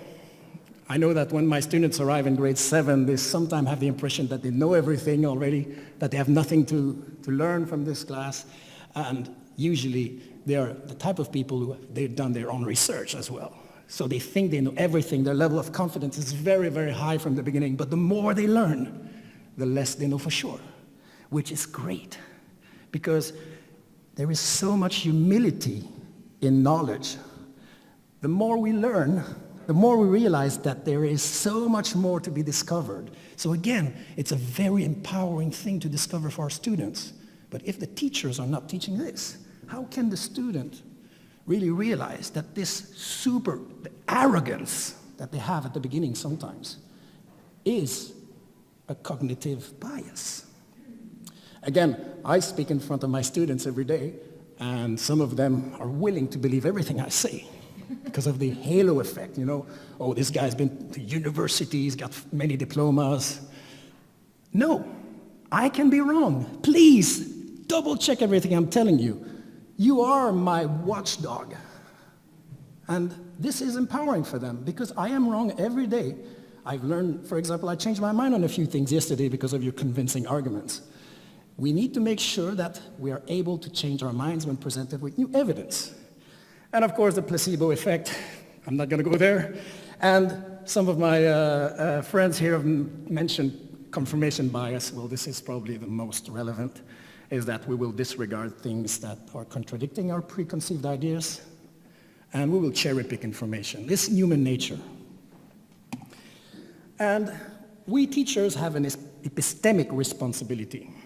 And it's also very important at the age of information, or the age of disinformation in some case, that we need to explain to the kids that they can easily get caught in a digital bubble of confirmation bias. You know how algorithms work. I mean, you did some research and you get ads from everywhere, but everything you do online will reinforce your preconceived ideas. So we have to be aware, make them aware of that. But we teachers need to do this as well. And now the art of teaching critical thinking, or the science of teaching critical thinking, it's something that we need more evidence-based research done on. But there's an emergency. We can't wait 5, 10 years to get scientific results. We need to act now, and we need to act in a philosophical way by using a Socratic approach. Ask the student why all the time. And then what you want to hear from your classroom as a student, a smart student, when you say that, will directly say, why should we question everything? That's exactly what we want to achieve in a classroom. We want to trigger the imagination and ask them to ask questions. And when their answers will come from within, when you ask, as a teacher, the right kind of questions, that will lead to lifelong learning, what I call sustainable learning. Because when the answer will come from within, they will have the impression that they are the architect of that thought. It will stick in their brain, and they will remember it forever. However, they might forget what I say or what I do or what they read, but they will never forget how something made them feel when they themselves made that discovery. But we teachers need to master the art of leading them to these realizations. And there are strategies to do that. And like I said, it's urgent. The alteration, first step, is to teach them that it's okay to change their minds. There's nothing wrong when presented with new evidence. And we will do a little exercise later just to give you an example of what we can do in a classroom to slowly start doing this alteration. Then the verification phase, reciprocation, synthesization, and a lot of examples once they have acquired the skills from the 4 first phases. These phases are explained in detail in the book I co-wrote with Charlotte Graham called Transformative Education in the chapter Methodology. So to develop fact-checking skills as early as possible is important, but we need to start slowly. We cannot ask them to read like scientific text and try to spot the fallacies or the junk data that is used to twist these statistics. No. We need to start slowly, and we need to start with something they're familiar with. On the internet, for example, I teach history, I'm a historian, but I teach also geography and technology, and I merge them together in a transdisciplinary, using a transdisciplinary approach, and I collaborate with my colleagues to teach in a holistic way. But here is a specific. I try to avoid fragmenting, but I ask them, when I teach them geophysics, to Google the word tsunami. And this is a screenshot from 2018, and out of these 18 pictures, there's only 5 pictures of a real tsunami. All the rest is Photoshop clickbait. But teenagers, they're really tempted to click on the clickbait, of course. But one of the first steps in researching internet like this, they're exposed to that on YouTube, on Google, whatever. Teach them how to spot the fake by using, for example, Google image search, or with a mobile phone nowadays we have Google Lens, so you can even have artificial intelligence helping you in that process. And they search Google for image, they will find the originals, and that's empowering for the students as well. It's great for them. This, of course, you've seen that, it's the Fukushima squid, was exposed to a high level of radiation. That was quite exciting when my students, less than 10 minutes after asking the question, is this possible? Then they did their own research in class. And together, in an active learning situation, they found the 2 originals using Google image. And it's a whale and a pretty big squid, of course. But again, simple stuff to start with, because we want to measure success and progress. We need to start early. We can't teach them the really advanced stuff first. And that could start much earlier than grade 7, in my opinion. Oh, sorry. We've got some experts here in antiquity, I know, but you have to teach them also to even question the most reliable sources. Because believe it or not, in the Oxford Dictionary, the last edition was in '89, the next one will be in 2037, it still says that Julius Caesar was born with a Caesarean section. Now you ask your students, is that possible? Can you Google this? Can you look? What are your sources? And within 5 minutes, the students can come up with the conclusion that even the great reliable source of the Oxford Dictionary can be wrong. It is impossible.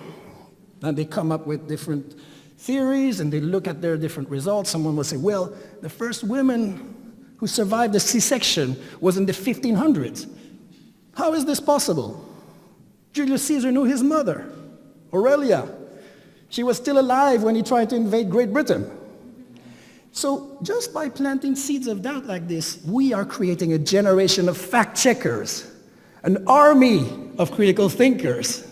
And we can change the world step by step by teaching them a way of thinking instead of just trying to shove facts in their brains.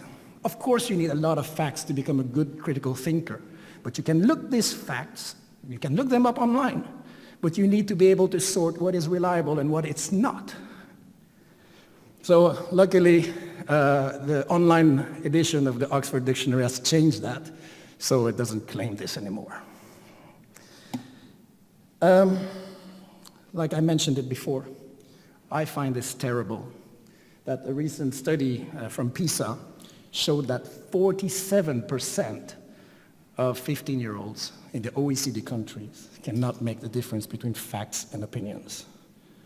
We really need to do something quickly, and we need to do this together. Now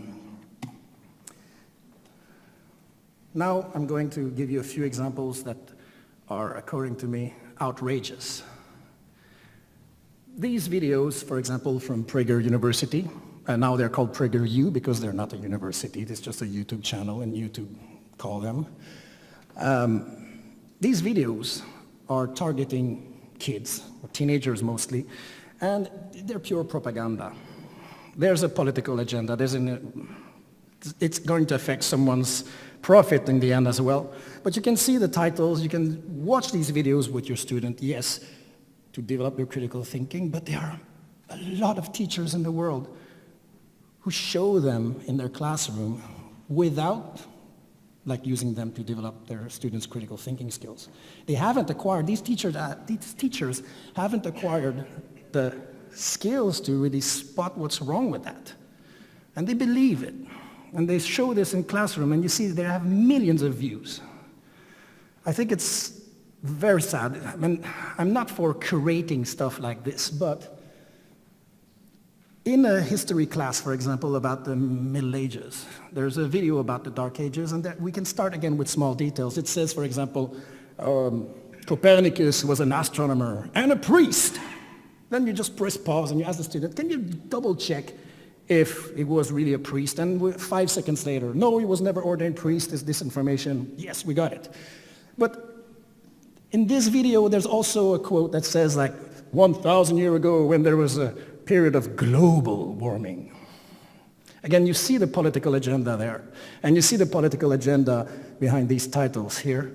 And then you ask, but who's behind that website? Who's behind that YouTube channel? And then you challenge your students to do their research on their own. It's going to be much more empowering if you guide them towards what you are trying to achieve.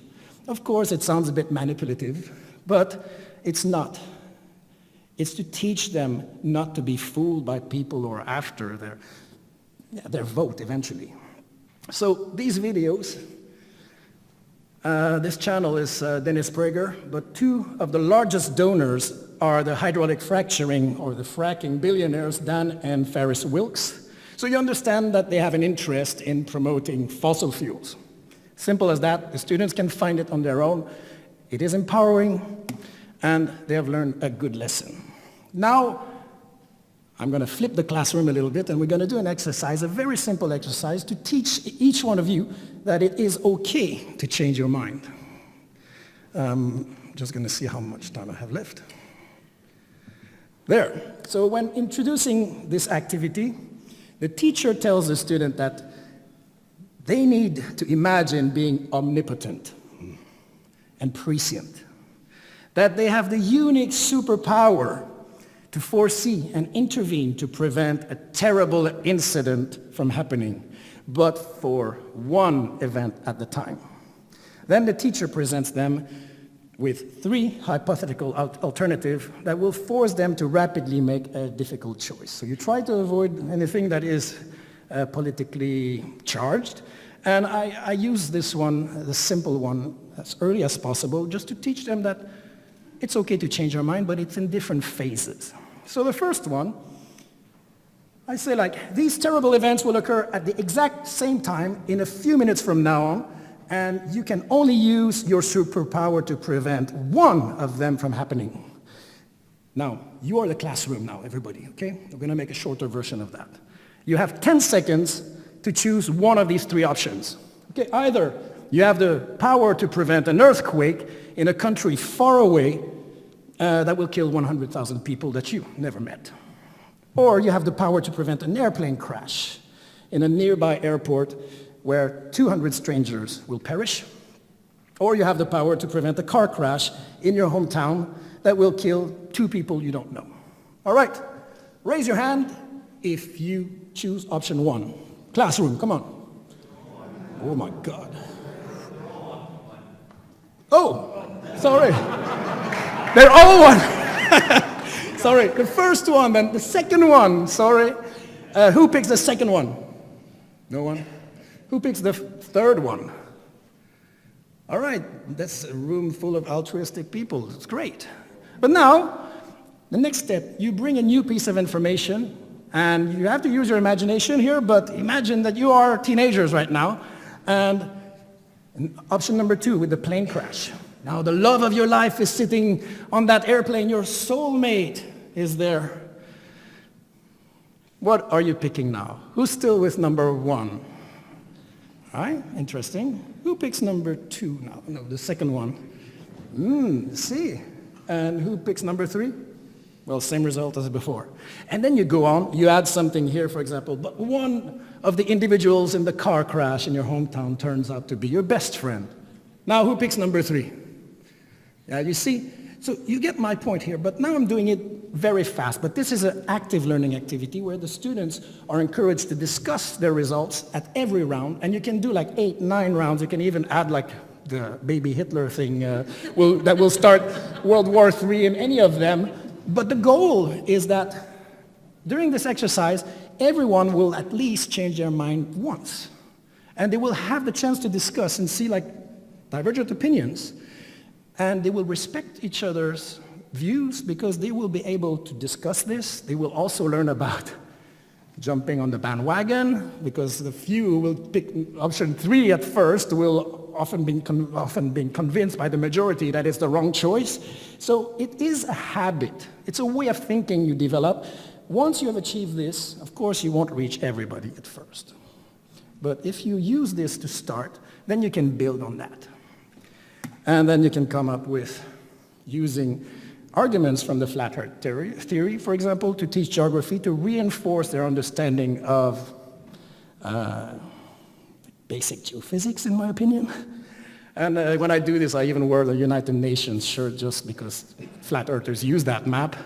And I start my class by telling them, guys, everything I've been telling you for the last 2 years, it's false because it's only what the Swedish government wants me to tell you. It's part of the curriculum, but now I'm coming out clean and I'm telling you the earth is flat and this is why. And now I go and I talk about, all this nonsense, and they are invited to correct me and teach me. Yeah, but how about the magnetosphere? How would this work with the flat earth? And it creates a great active learning activity where the students are learning from each other.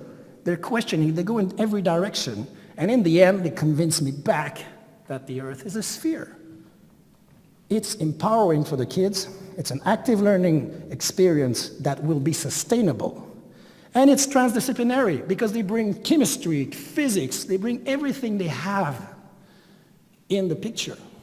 And this is why we need to overlap the different school subjects in the teaching of critical thinking. We cannot teach critical thinking as a subject. It needs to be part of a whole, of a holistic learning experience. And all these cognitive biases and logical fallacies are very interesting, but we also need to talk about proportionality bias. Here, on purpose, I avoid taking 9/11, but you know that big events must have big causes. And here, I don't pretend to know who is behind or who killed John F. Kennedy. That's not my point. My point is just to look at this. Gallup in 2013 said that 61% of Americans believe that there was a conspiracy behind the assassination of JFK because he died. But very few Americans believe that there was a conspiracy behind the failed assassination of Ronald Reagan. I'm just curious. Here I will say like Tucker Carlson on Fox News, I'm just asking questions. Do you guys think that more Americans would believe that there's a conspiracy theory, especially it was the context of the Cold War, imagine it, if Ronald Reagan would have also been murdered like John F. Kennedy? But you need to think. You have the answer. You probably know better than me. But I want you to think about that. So these arguments of traumatic events, we need to inform the teachers that it is happening, and we need to teach the kids as early as possible that this is the way our brains function. And to really wrap up what I've been talking about, I will use a quote that I use in my own music because my hobby is, I like kind of a singer-songwriter, it's my hobby. And I write songs mostly about like secular humanist issues and about critical thinking. So I spend a lot of time writing the lyrics, and I use a song called, in one of the songs, called A Tribute to Carl Sagan. I use this quote. I mean, it's a direct quote from Carl Sagan. And I think it really brings us back to what Frank and what Stephen and what Massimo were saying since this morning. Science is more than a body of knowledge. It's a way of thinking, a way to skeptically interrogating the universe with a fine understanding of human fallibility. So this human fallibility, we need to train teachers to recognize this before we have any hope of training the next generation of free thinkers, this army of fact-checkers that we need. So please, if you're interested in knowing more about these methods, or these ideas, I should say, they are well described in the book Transformative Education that I wrote together with Charlotte Graham, and it's been out 3 weeks ago. And I hope you have good questions for me, because you've been a really good class today. I know lunch is coming soon. It's always the hardest one, the hardest class just before lunch. But you guys have been awesome. And I will finish my class by saying the same thing I say at the end of every class. You have one duty, you have one homework. Keep it real. Thank you very much.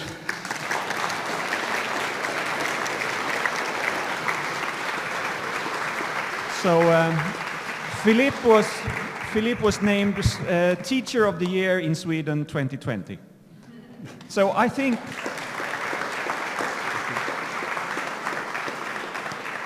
I see one hand already. I think we take 2 questions.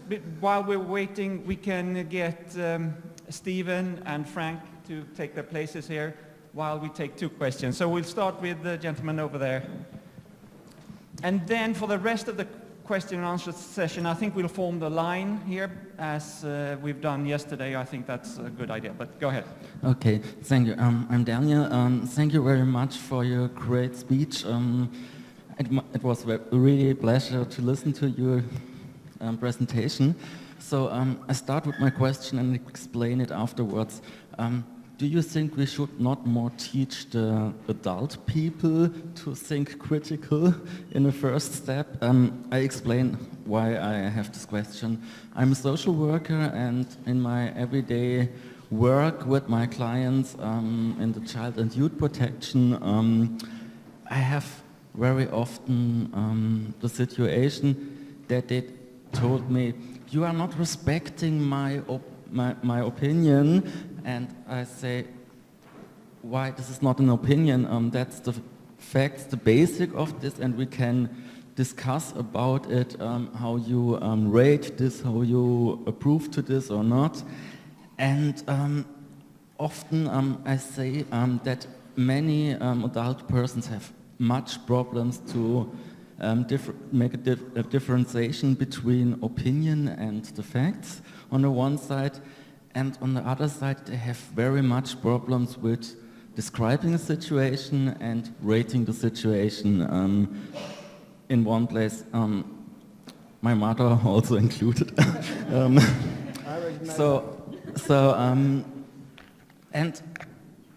the other thing I often see is that a subjective anecdotic storytelling is that what the only real thing is for the persons, and that every person have another experience in that moment and see the situation different because of their own views, their biases and so on, is so much to explain that maybe the situation was from the other person's perspective totally different. And with this situation I'm thinking about, I think it's much easier to transform your inputs into the teaching process of children. And so how could we bring this to other adult people that have finished their formal education? Excellent question. It's multi-layered here, so I'll try to break this into one simple answer. You mentioned like those who are already teaching, yes, to help them with in-service training, very important, yes. But this way of thinking that we want to teach, it's not really the critical thinking aspect that matters really, or the subjects that we are covering. It is the method. We need to tell the students that the scientific method has proven its superiority and that we need proof. We need to apply also a lot of philosophy. We mentioned psychology in education, but there's a huge deal of philosophy by using a Socratic approach in teaching, by asking relevant questions that will lead to this thought process, this development in higher order thinking. I think that we are also helping the other generations, because these kids will go home and at the dinner table they will challenge mom and dad about their beliefs, and sometimes it will work. Sometimes, of course, there will be resistance. Of course, it is difficult, but again, maybe I will be called a relativist here, I'm sorry, but I think that there's a huge advantage in an active learning environment like this, where people are free to express their mind, share their opinions, but also express the superiority of evidence-based facts. It will generate a debate that will be fruitful, but it will be even more fruitful if there's a lot of diversity in the class. And here I'm not only talking about ethnic diversity or difference of languages. A multilingual environment like the one I work in is excellent. You can hear the conversation in different languages, a bit like in this room. I think it's great. But you also need to think about this neurodiversity. I mean, in some countries, they're sending students who are labeled with a diagnosis elsewhere, but this does not reflect the society. A classroom is a microcosm, excuse my bad English, but it's a small-scale society. If we continue to make the same mistakes of having elite classrooms and to segregate people who are different, or with whatever disability it can be, we are not doing society a service here. I think I'm for this integrative approach, is to integrate all school subjects together in a more transdisciplinary, holistic way to better teach critical thinking, but that also involves an inclusion. And we don't need to wait for scientific research to be done on this because there's an emergency. We need to try, it has to be some type of experimental approach, and then hopefully people like Franck can come in and evaluate if it's really possible. But I think that it's too urgent. Our house is on fire. Are we going to wait, or are we going to try to extinguish that fire? And I think that our best shot is at preparing the next generation to be skeptics. Thank you. Very good. Could you sit down there? So I know it's been a very long session, and maybe we made a mistake here. We should have had a break at some point. But we have one person who wants to ask a question here, right? You're just the guy handing the mic. Okay. We have another guy who also wanted to ask a question. And please form a line. If you for some reason can't get up, you just raise your hand and we'll bring the microphone. But if you can make a line, just stand behind Claire there. Or, yeah, go ahead. First of all, thank you very much for the brilliant talks. They were all fascinating. I was wondering, how familiar are you with the concept of democratic education and democratic schools, and introducing democracy into a school environment, and if there is any kind of research that it supports the claim that it will result in, well, citizens with a more democratic attitude towards life and politics and everything. Thank you. That's a question to all three of you, basically. I am not familiar with that notion, so I can't speak about it. I mean, it's kind of part of the Swedish curriculum. It's called elevinflytande, but it's a democratic process also. But I don't know if there's any research made about that. I like to believe that policymakers in Sweden base their curriculum on research, but I know that there's still a debate. But yeah, I try to do it. But again, it's a bit like I said, we're told to do it. But we teachers, when we go to teacher training, there is a void. I mean, we're told in the curriculum we need to do that. But how to do it? We need to be able to train everybody. Imagine like you're told to teach critical thinking in a democratic way, and you have a colleague who's teaching the same curriculum who needs to do it, but on the weekend visits a medium. And he's going to grade the students on their understanding of critical thinking. Democracy there is very important, yes, but we have a lot of challenge on the how to do it and how to make it standardized for all teachers. Claire? Thank you. So I can now, yeah. There were really interesting pedagogical thinkers such as Jacques Barzoon and John Dewey who came up, or they were seen as the proponents of radical pedagogy. That kind of direction in pedagogy has kind of disappeared for a while, but now it's coming back, rebranded, and now what's labeled as radical pedagogy is seen as an alternative method, almost. So what is your general view on that, and do you see implementing any of those original ideas from John Dewey and Jacques Barzoon into your curricula? I'll let this professor answer, maybe, or...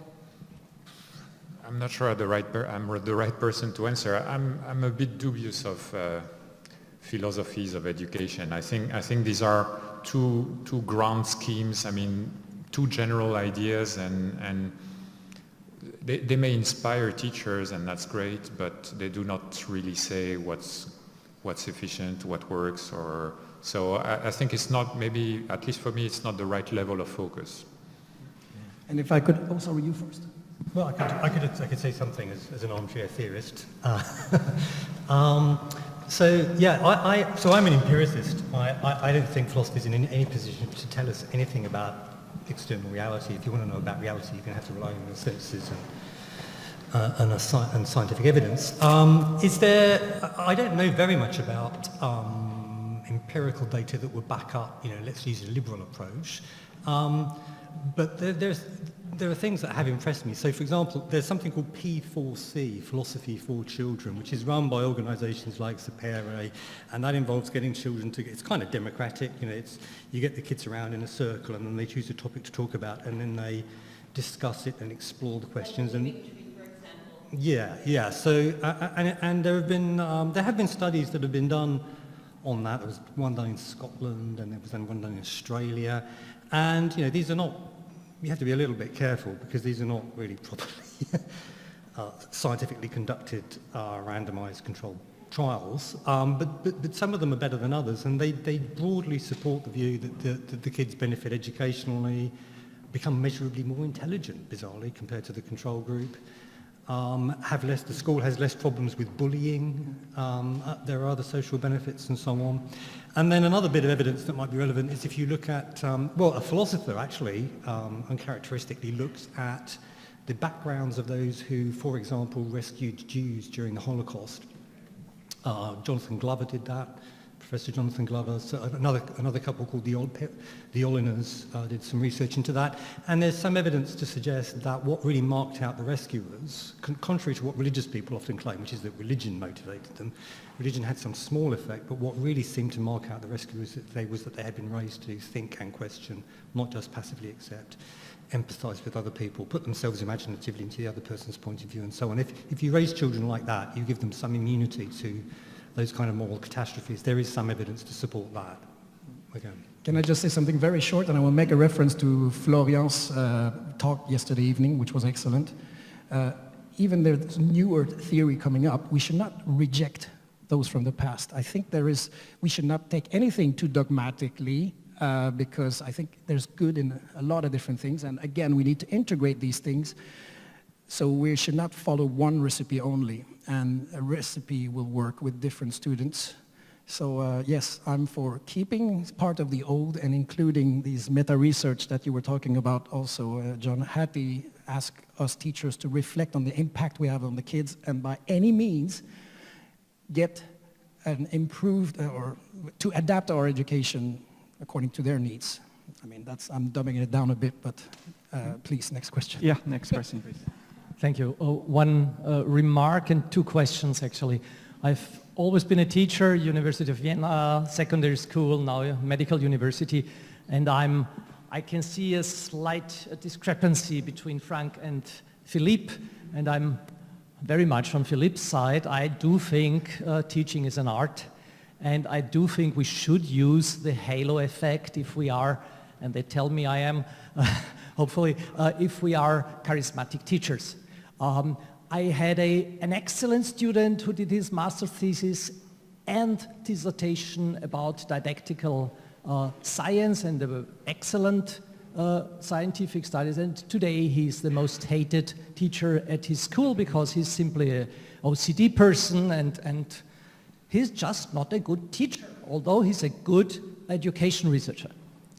The first question is, this was the remark, the first question to Frank regarding neurobiological backgrounds of teaching. You said there are none. As far as I know, there are several neuronal pathways between the midbrain and the frontal lobe and other parts who are basically dopamine based. And for me, the message is teaching must be fun, must have a positive background. I hope you will agree that there is at least some neurobiological background here. The question to, please answer right now. That's already a lot to answer. I think there's no tension between Philip and I. I agree that things like the halo effect exist, and some teachers naturally have very good teaching qualities and others do not. That's perfectly well established, and I think that we can find evidence about this, and we can certainly find efficient ways to train some teachers to acquire at least some of those qualities, even though not all of them will achieve that. With respect to your question, what was that? Neural path. Neural pathways. Yeah. Dopamine. Well, first, don't trust anything you read about dopamine. It's bullshit in general. Okay. Dopamine pathways are extremely complex, and nothing that you read is reliable. And then, concerning your conclusion that learning must be fun, yes, perhaps. And the only way to know it is to compare different teaching strategies, one where pupils have fun and one where pupils don't have fun, and compare the results. You don't need to look at the brain to decide that, right? Yeah. But okay, thank you. Good argument. Very good. But do we need to wait for results before starting doing it? I mean, you have kids. Would you rather have kids who enjoy going to school, have playful learning, learn in a more sustainable way, or we have to wait for results? I think we need to act now, because there's high school dropout levels in my native country of Canada that are really alarming with boys. So yes, playful learning and try to establish a relational pedagogy is also part of the recipe to reach students and make them become critical thinkers as well. But I'm all for research, and I want this to be, most of the ideas in the book are thesis seeking. We want people who are scientists to try to establish this and we need, join our forces in a common effort in making a renewal for education. Right, okay, so we should take the second next question. Second question so we let to other Steve. people. I don't know if you read German books. We do read English books. I'm very much with Burkhardt regarding ethics instead of morals. If you know the book by the famous German philosopher Michael Schmidt-Salomon, who is speaker of the Giordano Bruno Foundation, his book's title, I can translate it to English, Beyond Good and Evil, Why We Are Better Off Without Morals. And there he explains that morals is a division of others in good and evil, whereas ethics is a philosophical branch which decides how to act and not which people are good and which people are bad. So I'm very much in favor of ethics. That's just me. Yeah, but then what I was talking about comes out as ethics. So it's a trivial semantic point. Right. I would just change a few words in your PowerPoint presentation. We will all gather later on and correct the slides. Thank you. Yeah. So, thank you. My question is mostly aimed at you, Professor Law, but there is significant overlap. I'm definitely with you in the liberal camp, full stop, no but. The problem is, if we want to instill critical thinking and liberal thinking into our students, we have to start at some point. And as you know better than I do, child evolution and the progress is not uniform, and you have to instill thinking into these children. You have to teach them how to think logically, how to use information there is, and so on and so forth. So you have to be sort of authoritarian in this approach to instill them with the basic elements of thinking. And they not only are confronted with this kind of teaching in the classroom, they're also confronted with that kind of teaching in family, in religion, in wherever they go. And I noticed that a lot of the students during their education start to lean on this authoritative teaching and then start to basically take over this authoritative viewpoints because it's much easier to do, it's less work. Yeah. It's a lot of work if you start to have to think and question everything yourself because fundamentally you're questioning your whole worldview. So there is this sort of overlap between teaching how to think and instilling them to think for themselves, but at different points in school, at different points in life, depending on development and surroundings. So how do you address that? How do you do that? Well, in the book, I go into this in a lot of detail in the book, and I can't really go into very much detail here, but so I focused on morality and religion, which are a bit different to, say, chemistry or the laws of logic. Are they? Now, there is a role for authority in the classroom when it comes to, say, science or logic or critical, in the sense that, there are certain things that we have established are true or are very probably true, and it's perfectly reasonable to have an authority figure, a professor of chemistry, impart knowledge, and for the students to recognise that he has that kind of authority, that kind of expertise. That's all, I have no problem with that. But I would always want students to have the opportunity to say, but actually, there should be some space for them to ask, but actually, why is that true? I don't understand. What is the evidence for that, actually? That is an entirely appropriate thing for them to be asking, even of an authority. Sometimes you have to say, look, just take it for granted for the time being. I'll come back to that at the end of the class, but there should always be a space available. But there is this very important difference between morality, or call it ethics if you like, and chemistry, in that if a chemist professor tells me to put a lump of material in a sink and I do, and it explodes and kills another student, I'm not responsible. The chemistry professor is responsible. I deferred to the authority, to the expert, and I was right to do so. I've made no mistakes.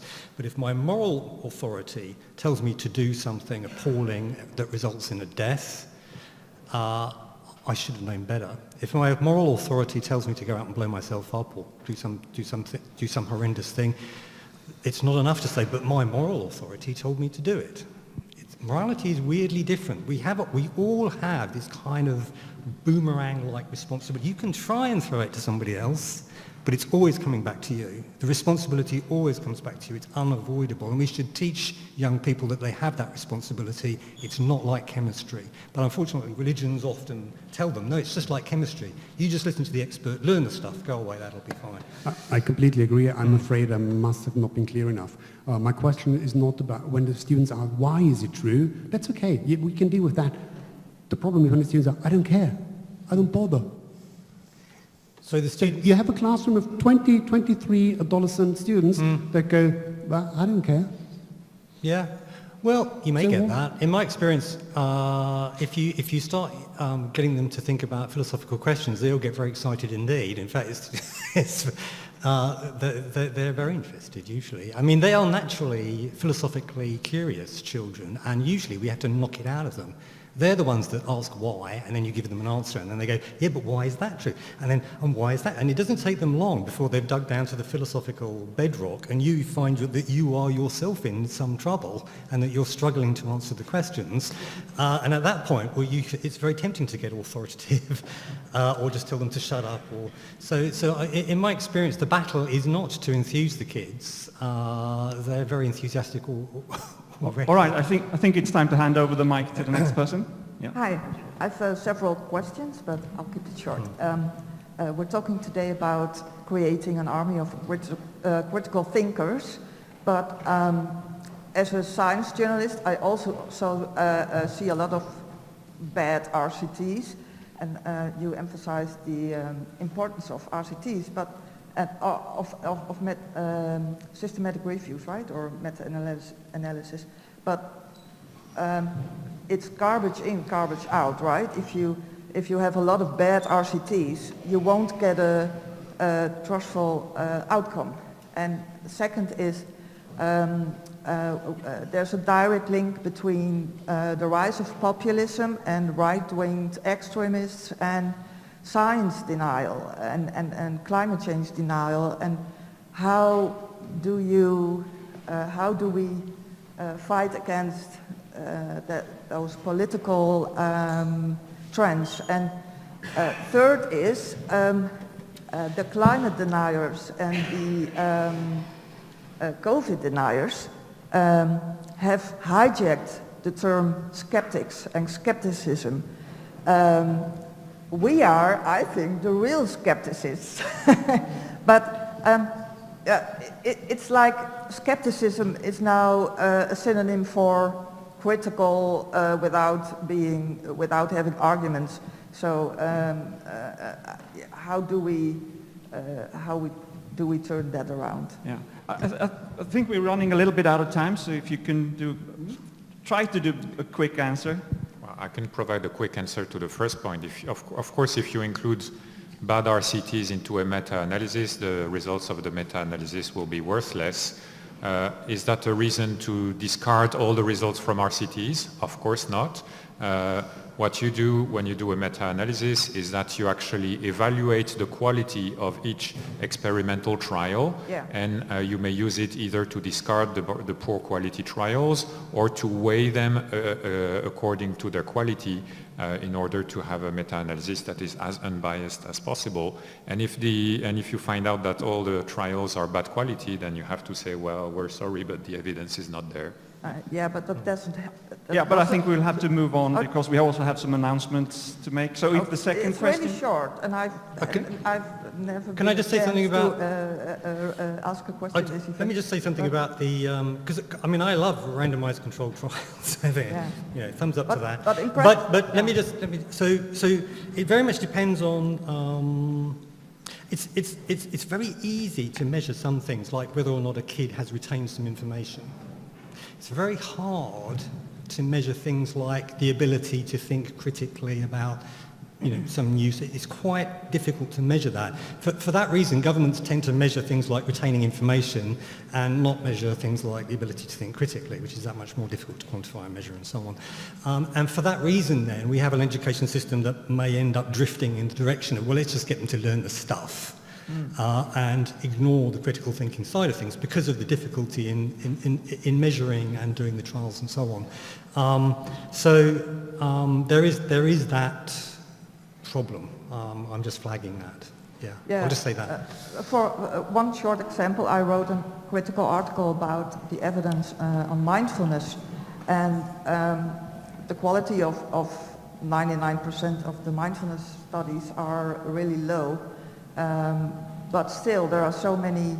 There's so much money going around in universities and about mindfulness studies. So it's really. They won't admit that their studies are not that great. No, I know that area very well because I've been reviewing it for the French Ministry of Education. So it's true that there's a lot of crap evidence there. There are also good trials, so it's possible to say something on these issues. What kind of mindfulness practice has an evidence base or not? Okay, can we? Okay. But quickly about the semantic of the word skepticism, I think we talked about it yesterday, and depending on the language. I'm afraid this will be the last question. Yes. Stephen, a question maybe to Stephen Law, if he thinks, if there is something called objective morality, and the second question would be, but we have no time for it, what he thinks about it. What do I think about? Oh my goodness! Well, that's a massive philosophical can of worms. I think? I think we all intuitively lean heavily in the direction of objective morality, of our moral talk describing objective facts. That is intuitively a very appealing idea. We would find it very difficult to shake that off. At the same time, there are pretty good-looking arguments for being quite sceptical about the existence of these objective moral facts. Where are they? How do you find out about them exactly? Do we have some kind of moral sense that allows us to determine the external moral reality if it's out there? So, you know, it's a big puzzle. I don't know the answer to that question. I'm intuitively very drawn to the idea that there are objective moral facts. The one thing I'm not drawn to, I could be convinced to be a moral nihilist. It wouldn't be that difficult. You know, there are no moral facts. The one thing I'm not is a moral relativist. Don't be a moral relativist. Be a moral nihilist, that's fine. Okay, we have a couple of announcements before we let you go. Yes, please hold on for a second. Monica Kreusel, where do we have her? Oh, please stand up. We have a birthday girl here. And, or excuse me, birthday lady. And because I'm a skeptic and I know my limitations, I'm asking the people who can't sing to sing happy birthday to her. In Hungarian. And of course, everyone can join. I'm just not going to sing into the microphone. I won't do that to you. Monica. Happy birthday to you. Happy birthday to you. Happy birthday, dear Monica. Happy birthday to you. Congratulations.